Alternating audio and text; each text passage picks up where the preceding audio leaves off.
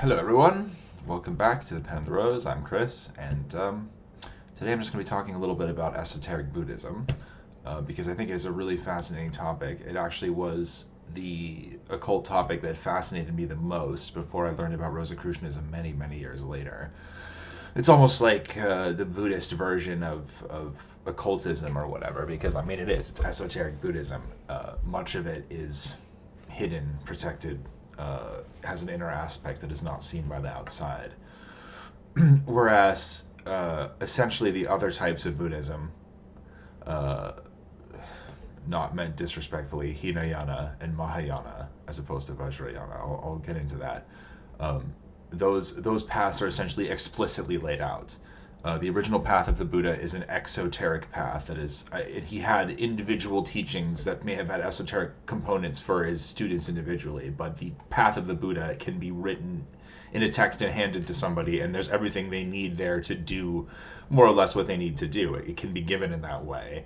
And that's more or less true for Mahayana, the second sort of type of Buddhism that came out of the first, and Vajrayana, which I would argue came out of Mahayana, although I think historically that doesn't quite scan. They seem to be separate, but the wisdom schools that started the reboot, like revitalized Buddhism, I think it was around like the Black Sea, maybe.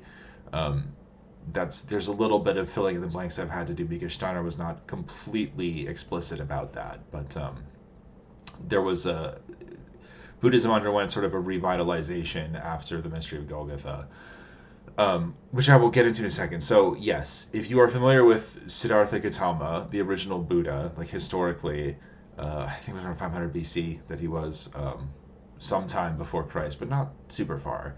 Um, and I don't really necessarily, Buddhism is defined by an identification that the outside world is essentially illusory, does not have uh, like real character to it, like real existence, and you should spend your time figuring out how to unplug from that matrix and get back up into heaven as fast as possible, essentially, because there is no reason to like waste your time down on the physical plane. It's actually a very old view, like a very like almost Vedantic in a way. Like the view of it is. Well, I guess Vedanta doesn't really bother to make a distinction between like it's like, well, you are at infinity here also. So I'm not really super familiar with Vedanta. It's just that sort of like Buddhism does come out of that tradition in certain ways. But I'm not like a historian of original Buddhism. I actually mostly just use it as a signpost when I'm talking about the other kinds. So historical Buddhism, the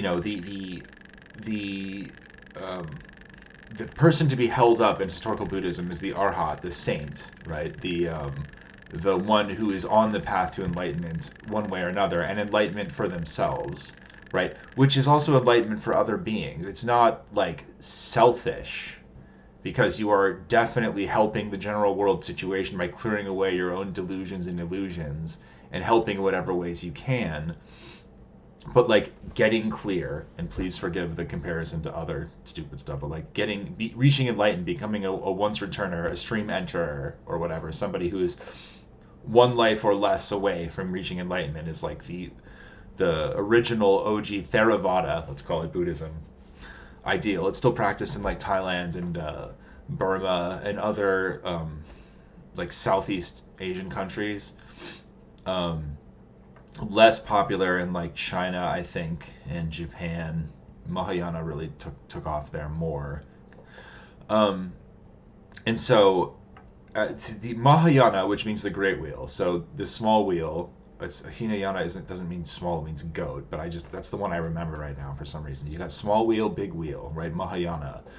Um, it's funny because I guess it is big like historically now because it is so much outpaced the adherents of of Theravada anyway. Because I don't really think there's much of a lay tradition in Theravada. I know there's some stuff you can do. I think most monasteries know it's pretty smart to have some kind of lay involvement just for like the money and the goodwill and the community and stuff. But I don't think there's as much of a drive for like lay involvement as in Mahayana and Vajrayana because those things involve forces and like shortcuts that don't require you to be ordinated as a monk, and you can still like get benefits from them. But the Mahayana, the main departure from Theravada, from the original Buddhism, is that it holds up the bodhisattva, right? Not the one who is fully enlightened, but the one who is on the path to enlightenment, and rather than completing that path, stays behind in order to help other people reach enlightenment along the path before they themselves finish and basically tap out of Earth incarnation. Because once you're a Buddha, you cannot come back. So, theoretically then, a bodhisattva would hold off on some areas of ascension in order to continually come back one way or another and help. And that is karmically, it's just a different choice. And it's like, there would be nothing wrong with becoming a Buddha, but things are just changed. They're different when you embrace this more inherently compassionate angle. And that compassion, that compassion as a basis, as opposed to wisdom as a basis. And of course, they both have compassion and wisdom in them. It's not like Buddhism is a cruel religion or whatever, or even cold. But it's not the attitude is the same. When you compare them, you'll see the difference. I think that the centrality of compassion in Mahayana versus wisdom in Theravada, and I hope that's not a mischaracterization, but that's at least how I read it, is one of the reasons why I think Mahayana caught on more, because there's more of a feeling that these characters have like a salvific quality to them. In Theravada, you just got to pull your own ass. You got to bootstrap your own ass up. Like, there's no way around it. You got to fight your karma. You got to clear it out. And I mean, of course, there's like guidance and teachers and stuff, but it's very much like you and your karma are just there. Mahayana, it's like others can help you. You're not like alone, and it's not just like Dharma, Sangha. Like there's entities also, like bodhisattvas and such, that can help you. And so that is the primary difference between Mahayana and Theravada. And now there's a third, very like small in terms of its number of adherents, but powerful both in terms of its effects and its spirituality, tradition called Vajrayana, right? Or the Diamond School, or I guess they're not all mantra, but I think they pretty much are Mantrayana schools. And so, like, if you can, and like, it's not, I'm really flippant when I say like, Mahayana's Buddhism 2.0, Vajrayana's Buddhism 3.0, like that's kind of silly. Because it's all about upaya, expedient means, right? The people who are involved in Theravada, like that's the right thing for them, right? The people who are involved in Mahayana, that's the right thing for them. The people who are in Vajrayana, that's the right thing for them. Everybody has a way to approach the Buddha that works for them.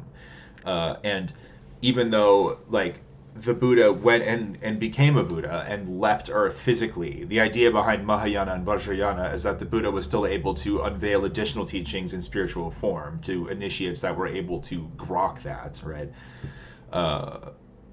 People who could talk to, like, the ascended Buddha, who's generally known as Vajrasattva, I think, in various traditions. So, the idea behind Vajrayana is that it is a set of techniques and practices that allow one to experience enlightenment, like in this lifetime, in this body, not 5 lifetimes, not 20 lifetimes, not 7 kalpas, but like right now. I don't think that it's exactly the same as the type of enlightenment that you get in like the traditional way, because it's like it requires a completely different approach. And like, I don't even know that all Vajrayana is technically tantric, like in terms of its approach, but essentially, I'm trying to think of how I can talk about this right now without bringing in a bunch of different stuff in a way that's helpful. And I think I'll have to go into Vajrayana separately in terms of its techniques in tantra and the way that you the sort of like the left-hand path, I guess we can talk about that a little bit. Although it's not really the left-hand path, it's actually kind of like a synthesis of left and right. That's what makes it effective and not just a path to destruction or whatever. But we're just going to put aside the tantric aspects of it. There are certain techniques, certain transmissions, teachings that supposedly allow one to reach very high states of enlightenment in this body without having to do the traditional cleansings and such. Now, my only explanation for this is just grace. And if grace is a part and parcel of this religion, then like clearly the post-Christian influence can't be denied, because like karma was all that was present in the original teachings of Buddhism. And then just coincidentally, after Christ came and left, this element of grace and compassion crept into Buddhism in many different ways. I have to assume some historians have pointed that out, but of course there's no way they're going to be able to find any like physical historical links. Like no Buddhist person is going to be like, well, of course, like the Christ did, and of course, for very important reasons, the Christ has to be veiled in the East until a certain point in history. So it couldn't be explicit. It has to be kept behind a certain degree of secrecy. But it's a very interesting thing to see, because once you know it's there, it's pretty hard to not see it. At least in my opinion. And again, it wouldn't be correct to say that esoteric Buddhism is even like implicitly Christian, because it isn't. But it's certainly totally compatible with Christianity anyway. I mean, that's not an issue for me. I practice esoteric Buddhism. I practice like Rosicrucianism. It's fine. It's actually pretty interesting. Like I said, because they're both like esoteric practices, one from the East, one from the West, and it's just fascinating to see the similarities and differences in the approach. But that's basically like an overview of the three types of Buddhism. And I will now do a video on like Vajrayana particularly, and maybe a little bit about Tantra, just because when people are wondering like, oh, what's the left-hand path? And it's like, it's good to talk about these things. And also like, because quick paths are like fairly available, it's good to discuss them and like their ups and downs and their dangers and stuff.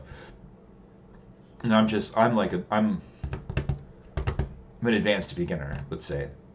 And so this is why, like, when I'm talking about esoteric Buddhism and Tantra and stuff, I'm talking about this in a theoretical way. You will need to do a lot more of your own work and research and talking to people and experience to get grounded on whether this stuff has any interest for you. It's my hope that anything that I say about it would instill, due caution and circumspection, because when you're moving into occult realms, like, more caution is always necessary. And that doesn't mean that you need to be scared or terrified or run away from things. It just means you need to know what you're getting into. And so that'll be something that we'll get into next time. So thank you very much for listening. We'll see you again.